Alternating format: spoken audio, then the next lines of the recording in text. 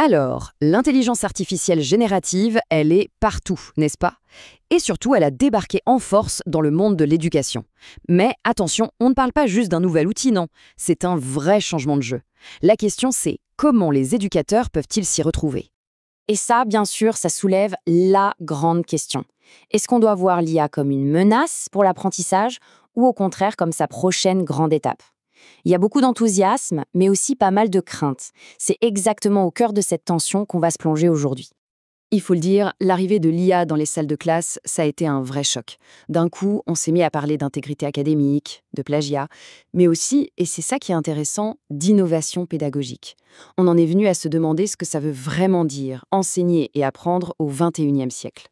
Et c'est justement pour répondre à tout ça qu'un groupe d'universitaires québécois a mis au point une ressource super intéressante. Ce n'est pas juste un manuel technique, pas du tout. C'est un vrai guide pensé pour donner aux éducateurs les clés pour utiliser ces outils de manière intelligente et responsable. Allez, on plonge au cœur de ce guide. Toute sa logique repose sur un principe central, un concept qu'ils appellent l'usage judicieux. Et c'est bien plus qu'une simple astuce, c'est une véritable philosophie pour aborder l'IA. Alors, qu'est-ce qu'ils veulent dire au juste par judicieux? C'est très clair.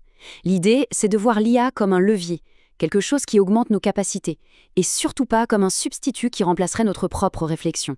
L'humain reste aux commandes. Il sait ce qu'il délègue à la machine, et il y a une règle d'or, non négociable. On valide toujours le résultat final. Et c'est là que ça devient super intéressant. Cette approche, elle met en opposition la peur la plus répandue, celle que l'IA pense à notre place, avec une vision beaucoup plus puissante. Une vision où l'IA nous aide à réfléchir, à explorer des idées et surtout où l'humain reste au centre de tout. D'ailleurs, le guide est très clair là-dessus, et cette citation le résume parfaitement. La validation par un humain, ce n'est pas une option, c'est la base. C'est le seul moyen de garantir que ce qui est produit est pertinent et de bonne qualité. Bon, ce principe est posé. Mais concrètement, ça donne quoi? Comment un éducateur peut se servir de l'IA comme d'un copilote pour préparer et construire ses cours? Le guide est vraiment bien fait, il structure tout ça autour de 4 grands moments de l'enseignement. D'abord, on planifie le cours. Ensuite, on conçoit les activités. Puis vient le moment de l'intervention en classe. Et enfin, l'évaluation. Et pour chacune de ces étapes, il y a des idées pour intégrer l'IA judicieusement. Et là, on a un exemple qui est juste fascinant, qui vient de la phase de planification. L'idée, c'est d'utiliser l'IA pour mieux connaître ses étudiants avant même que le cours ne commence. Alors, comment ça marche? C'est assez génial en fait. D'abord, on collecte des infos anonymes auprès des étudiants sur ce qui les motive, ce qui les intéresse. Ensuite, on donne tout ça à une IA. L'IA va analyser les réponses et créer des sortes de portraits robots, des personas, qui représentent les différents profils dans la classe. Et après, l'éducateur peut littéralement discuter avec ces profils pour tester ses idées. Et c'est là que la magie opère. L'enseignant peut soumettre son plan de cours à un persona et lui demander « Alors, qu'est-ce qui t'attire le plus là-dedans? Est-ce qu'il y a des choses qui te semblent compliquées ?» Ça permet d'anticiper les réactions et de rendre le cours bien plus pertinent. Ok, ça c'était pour la planification. Mais ça ne s'arrête pas là, bien sûr. Voyons comment l'IA peut aussi changer la donne pendant le cours lui-même et au moment de l'évaluation. Une autre application vraiment puissante, la création de simulations hyper réalistes.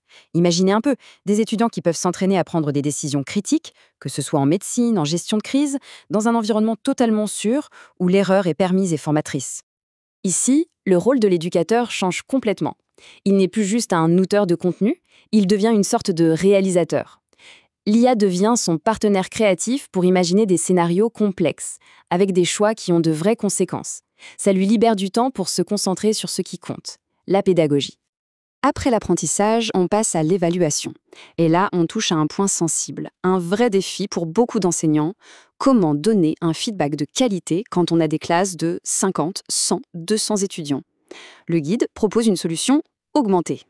Attention, et ça c'est super important, l'IA ne note pas le travail. C'est l'enseignant qui évalue avec sa grille, son expertise.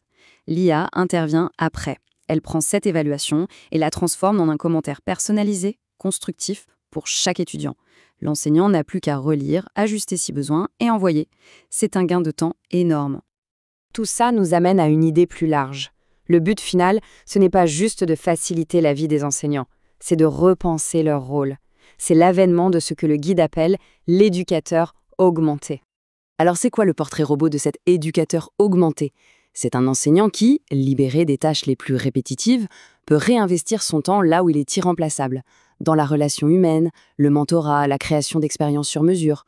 On passe d'un modèle où l'enseignant transmet le savoir à un modèle où il devient un architecte d'expériences d'apprentissage. Et cette citation du guide, elle résume tout. C'est vraiment ça, l'idée centrale. Utiliser la technologie pour, au final, renforcer l'humain. Pour rendre l'éducation plus personnelle, plus connectée, même quand il y a beaucoup d'étudiants. Alors, on va terminer avec une question qui ouvre tout un champ de réflexion. Si l'IA prend en charge une partie de la gestion de l'info, de la création de contenu, quel devient le nouveau rôle, le rôle essentiel et unique de l'enseignant? C'est peut-être ça la question la plus importante pour l'avenir de l'éducation.